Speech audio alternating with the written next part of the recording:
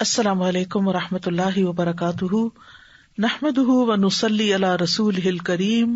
اما بعد فاعوذ باللہ من الشیطان الرجیم، بسم اللہ الرحمن الرحیم، رب اشرح لی صدری ویسر لی امری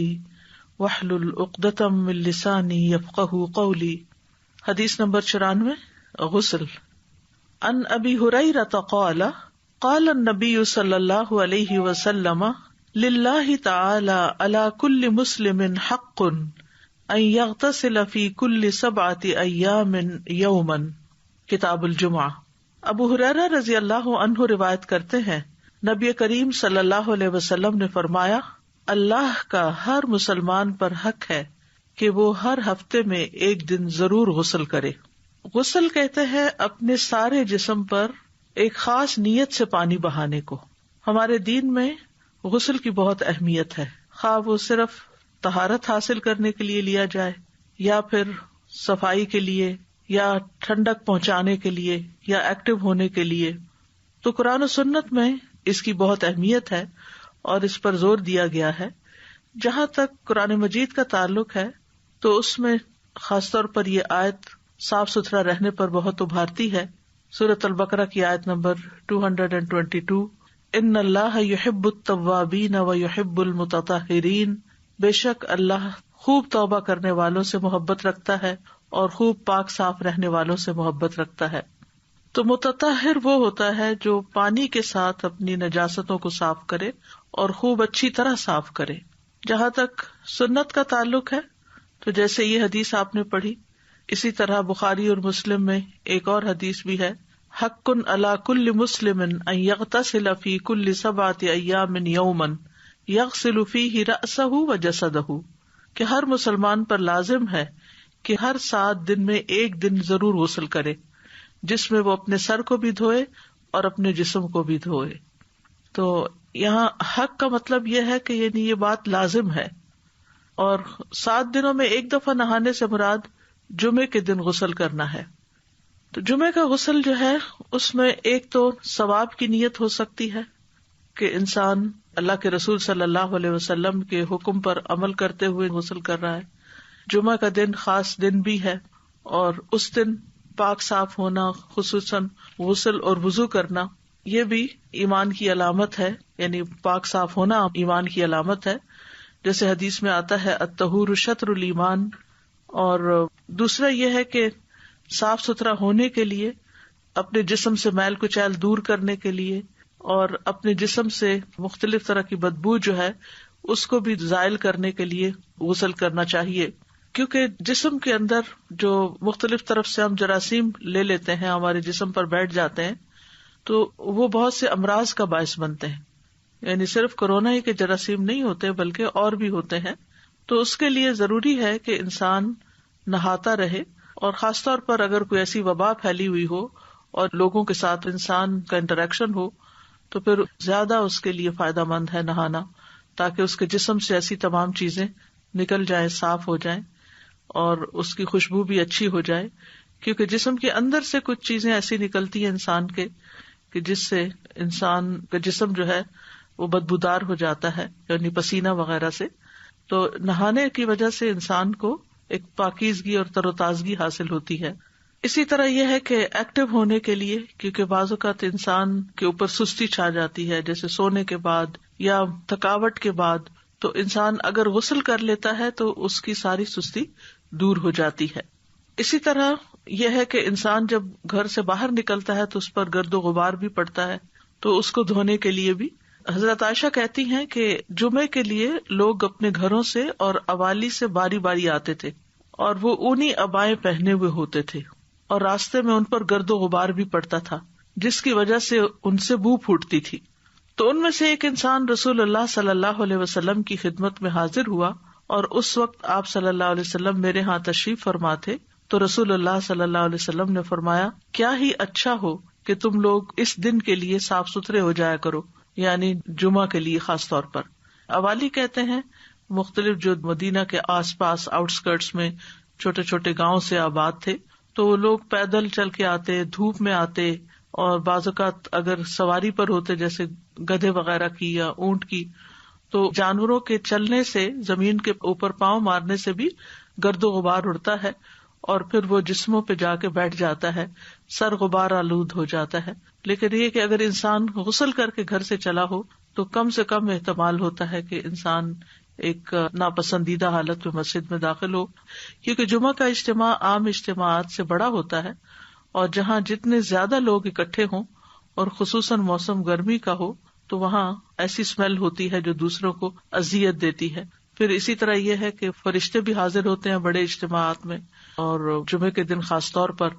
تو کوئی ایسا کام بھی نہیں کرنا چاہیے کہ جس سے فرشتوں کو اذیت ہو. اسی لیے مسجد میں پیاز اور لہسن اور مولی وغیرہ کھا کر آنے سے منع کیا گیا ہے، کیونکہ اس سے انسان کے منہ سے اور جسم سے اسمیل آتی ہے، اس کے پسینے میں بھی اور طرح کی اسمیل شامل ہو جاتی ہے اور پھر وہ چیز فرشتوں کو اذیت دیتی ہے، اس لیے اس سے بھی بچنا چاہیے. اگلی حدیث نمبر 95 وہ وضو کے متعلق ہے. وضو. عن ابی ہریرہ عن النبی صلی اللہ علیہ وسلم قال لا يقبل اللہ صلاۃ احدکم اذا احدث حتی یتودع. کتاب الحیل. ابو ہریرہ رضی اللہ عنہ نبی کریم صلی اللہ علیہ وسلم سے روایت کرتے ہیں، آپ نے فرمایا، اللہ تم میں سے کسی ایسے شخص کی نماز قبول نہیں کرتا جو بے وضو ہو یہاں تک کہ وہ وضو کر لے، یعنی اگر وضو نہیں تو وضو کر لے. وضو نماز کا لازمی جزو ہے. ابو ہریرہ رضی اللہ عنہ سے روایت ہے، وہ کہتے ہیں کہ رسول اللہ صلی اللہ علیہ وسلم نے فرمایا، جس کا وضو نہیں اس کی نماز نہیں. تو نماز ایک فریضہ ہے، اور اگر یہ فریضہ اپنی شرائط کے بغیر انسان ادا کر رہا ہے تو وہ فریضہ ادا ہی نہیں ہوتا، چاہے وہ بظاہر ایک نماز والا ہی ایکشن کر رہا ہے، اس کا وہ ایکشن صرف ایکشن ہی ہوگا، اس سے فائدہ نہیں ہوگا اس کو. ایک اور روایت میں آتا ہے، سنن نبی داؤد کی ہے، نبی صلی اللہ علیہ وسلم نے فرمایا، اللہ عز و جل خیانت کے مال سے کوئی صدقہ قبول نہیں کرتا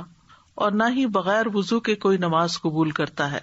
اور وضو کرنا جو ہے وہ یا طہارت حاصل کرنا نماز سے پہلے وہ نماز کی کنجی ہے. لیکن وضو پر محافظت مومن ہی کرتا ہے. رسول اللہ صلی اللہ علیہ وسلم نے فرمایا، مومن کے سوا کوئی بھی ہرگز وضو کی حفاظت نہیں کرتا. یعنی مومن اس بارے میں چوکنا رہتا ہے، کانشیس رہتا ہے کہ وہ باوضو ہے یا نہیں، کیونکہ اس کی عبادت اور خاص طور پر نماز جو ہے وہ وضو سے متعلق ہے، کہ اگر وضو نہیں تو نماز بھی نہیں. اسی طرح وضو کرنا اسلام کا ایک حصہ ہے، اسلام کا ایک شعار ہے، ایک پہچان ہے. ابن عمر اپنے والد رضی اللہ عنہما سے روایت کرتے ہیں، اور وہ نبی صلی اللہ علیہ وسلم سے جبریل علیہ السلام کے سوال کے بارے میں دریافت کرتے ہیں جو انہوں نے اسلام کے بارے میں کیا تھا. تو آپ نے فرمایا، اسلام یہ ہے کہ تم اس بات کی گواہی دو کہ اللہ کے سوا کوئی معبود نہیں، اور بلا شبہ محمد صلی اللہ علیہ وسلم اللہ کے رسول ہیں، اور یہ کہ تم نماز قائم کرو، زکوٰۃ ادا کرو، حج کرو، عمرہ کرو اور غسل جنابت کرو، اور مکمل وضو کرو، اور تم رمضان کے روزے رکھو. تو یہ سب کچھ اسلام کا حصہ ہے، جس میں نماز، زکوٰۃ، حج، عمرہ، غسل جنابت اور مکمل وضو اور رمضان کے روزے. تو ایک مسلمان جو ہے وہ اپنی ظاہری اور باطنی طہارت کے لیے یہ تمام چیزیں کرتا ہے. اس میں باقی چیزیں تو انسان کی باطنی طہارت کا کام دیتی ہیں، جیسے نماز کا پڑھنا ہے یا زکوٰۃ کا ادا کرنا ہے، لیکن غسل جنابت یا غسل کرنا اور مکمل وضو کرنا جو ہے یہ ظاہری طہارت کے لیے بہت ضروری ہے. اسی طرح رمضان کے روزے جو ہیں وہ بھی انسان کی جسمانی طہارت، جسم کی بہت سی علائشوں کو ختم کرنے کا باعث بنتے ہیں، اور اسی طرح روحانی تزکیے کا بھی باعث بنتا ہے رمضان. پھر اسی طرح آغاز وحی میں ہی وضو کی تعلیم دی گئی تھی. زید بن حارثہ رضی اللہ عنہ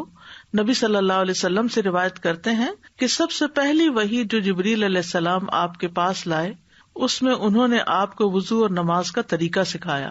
جب وضو سے فارغ ہوئے تو پانی کا ایک چلو لیا اور اس کے ساتھ اپنی شرمگاہ پہ چھینٹے مارے. یعنی اگر کسی قسم کا بھی کوئی وسوسہ ہو کہ پتہ نہیں صحیح طور پہ طہارت ہوئی ہے یا نہیں، تو وضو کے آخر میں ایسا کیا جا سکتا ہے.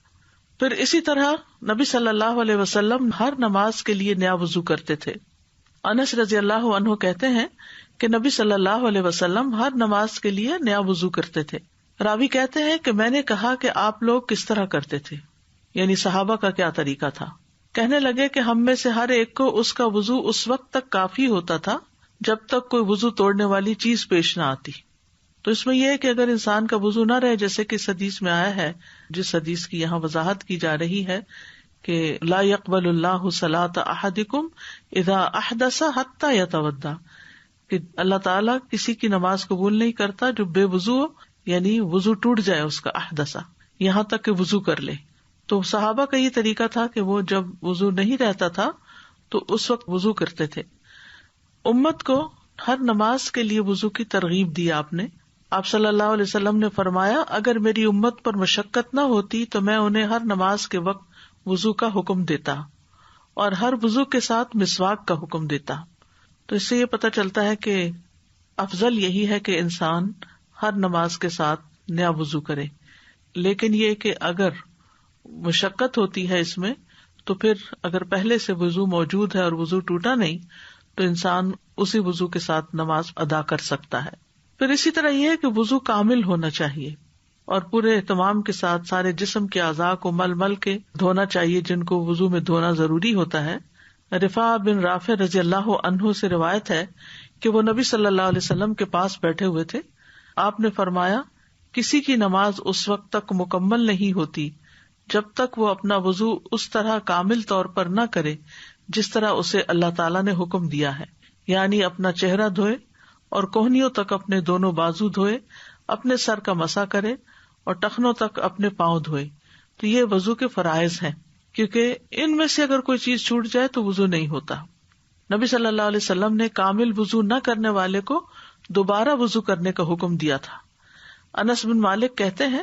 کہ ایک شخص نبی صلی اللہ علیہ وسلم کے پاس وضو کر کے آیا اور اس نے اپنے پاؤں پر ناخن بھر جگہ خشک چھوڑ دی تھی. تو رسول اللہ صلی اللہ علیہ وسلم نے اسے فرمایا واپس جاؤ اور اچھی طرح اپنا وضو کرو، یعنی صرف تھوڑی سی جگہ بھی اگر اس کی خشک رہ گئی تو آپ نے اس کو دوبارہ وضو کرنے کا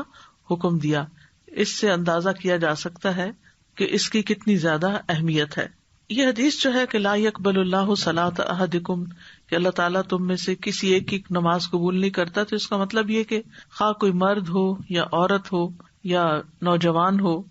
کیونکہ جس پر بھی نماز فرض ہے اس پر وضو کرنا فرض ہے، لازم ہے. الا یہ کہ اگر کوئی شخص معذور ہے، وضو نہیں کر سکتا کیونکہ پانی نہیں ہے، یا بیمار ہے تو وضو نہیں کر سکتا، تو ایسا شخص تیمم کر لے.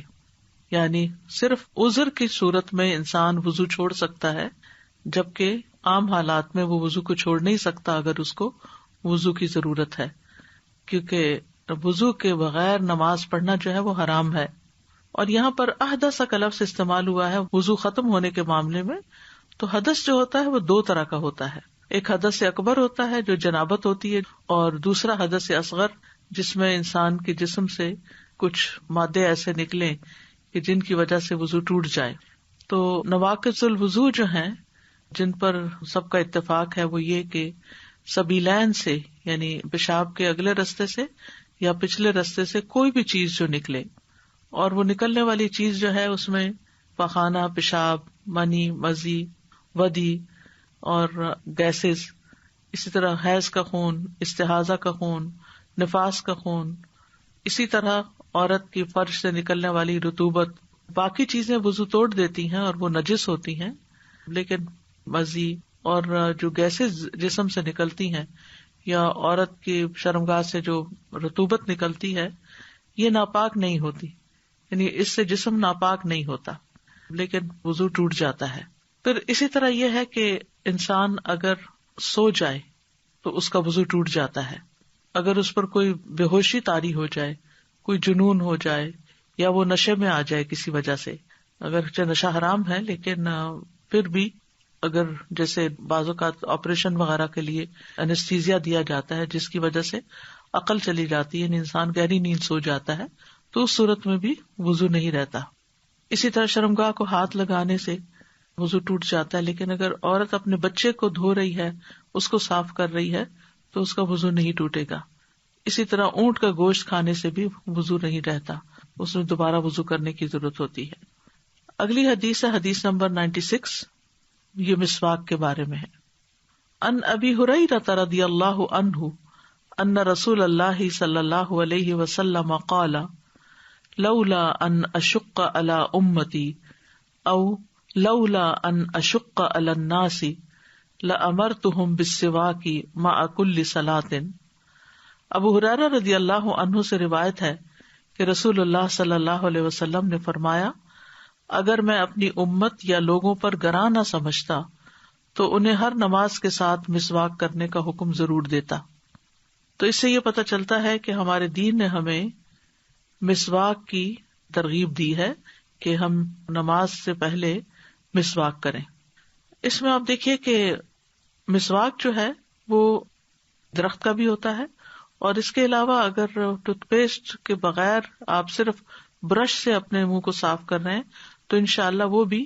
مسواک کے برابر ہو جائے گا۔ یعنی اصل مقصد کیا ہے؟ اپنے منہ کو صاف کرنا۔ اور ایون یہ کہ اگر آپ کے پاس مسواک نہیں ہے یا ٹوتھ برش نہیں ہے تو آپ انگلی کے ساتھ اپنے منہ کو اچھی طرح اپنے دانتوں کو صاف کریں، اور اگر مسواک ہے تو پھر نہ صرف یہ کہ دانت صاف کیے جائیں بلکہ اس کے ساتھ ساتھ اپنے زبان وغیرہ کو بھی صاف کیا جائے۔ اور اس میں یہ ہے کہ جو روزہ دار ہے وہ بھی مسواک کر سکتا ہے، یعنی اس کے لیے بھی مسواک منع نہیں ہے۔ تو یہ حدیث جو ہم نے پڑھی ہے یہ مسواک کی اہمیت پر دلالت کرتی ہے کہ انسان کو مسواک استعمال کرنی چاہیے اور اس کی شدید رغبت بھی رکھنی چاہیے، کیونکہ نبی صلی اللہ علیہ وسلم کو اس کا لازمی حکم دینے سے اس بات نے روکا ہے کہ آپ لوگوں کے مشقت میں پڑنے سے ڈرتے تھے، اس لیے آپ نے روکا ہے، ورنہ یہ ہے کہ یہ ایک مستحب عمل ہے اور پسندیدہ ہے۔ مسواک جو ہے وہ رب کی رضا کا ذریعہ ہے۔ ابو بکر صدیق رضی اللہ عنہ سے روایت ہے کہ نبی صلی اللہ علیہ وسلم نے فرمایا، مسواک منہ کی طہارت اور رب کی رضامندی کا ذریعہ ہے۔ یعنی نہ صرف یہ کہ منہ صاف ہو جاتا ہے، انسان فریش ہو جاتا ہے، انسان کے منہ میں جانے والے جراثیم وغیرہ اور اندر سے اٹھنے والی علائشیں وہ ختم ہو جاتی ہیں، بلکہ اس کے ساتھ ساتھ انسان کو اللہ سبحانہ وتعالیٰ کی رضا بھی حاصل ہوتی ہے۔ اسی طرح قرآن مجید کی تلاوت کرنے کے لیے خاص طور پر اگر مسواک کر لیا جائے تو بہت اچھا ہے۔ سمرہ بن جندب نبی صلی اللہ علیہ وسلم سے روایت کرتے ہیں کہ آپ نے فرمایا، اپنے منہ کو مسواک کے ساتھ پاک رکھو کیونکہ یہ قرآن کا راستہ ہے۔ یعنی قرآن کی تلاوت انسان کرتا ہے اور فرشتے حاضر ہوتے ہیں۔ حضرت علی رضی اللہ عنہ نے مسواک کرنے کا حکم دیا اور کہا کہ رسول اللہ صلی اللہ علیہ وسلم نے فرمایا، بلا شبہ جب بندہ مسواک کرتا ہے پھر کھڑا ہوتا ہے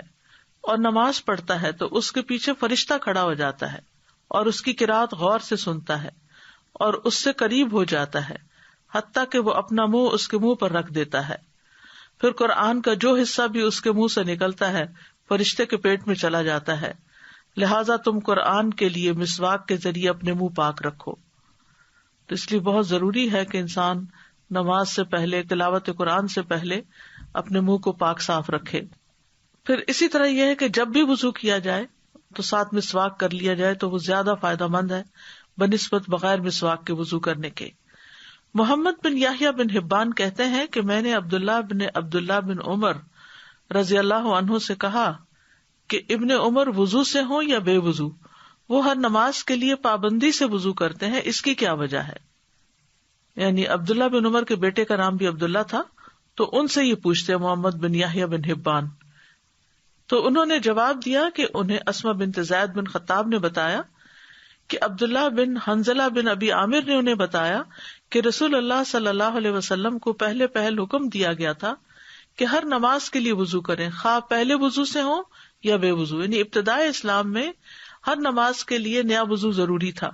مگر جب انہیں مشقت ہوئی تو حکم دیا گیا کہ ہر نماز کے لیے مسواک کر لیا کریں۔ چنانچہ ابن عمر سمجھتے تھے کہ ان میں ہمت ہے،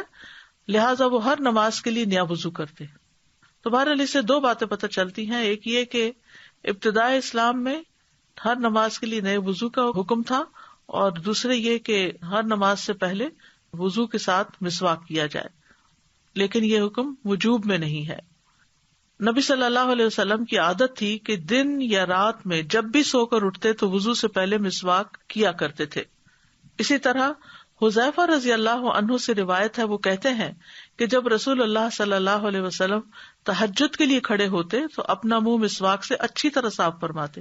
کیونکہ اس میں آپ کی لمبی قرات ہوتی تھی،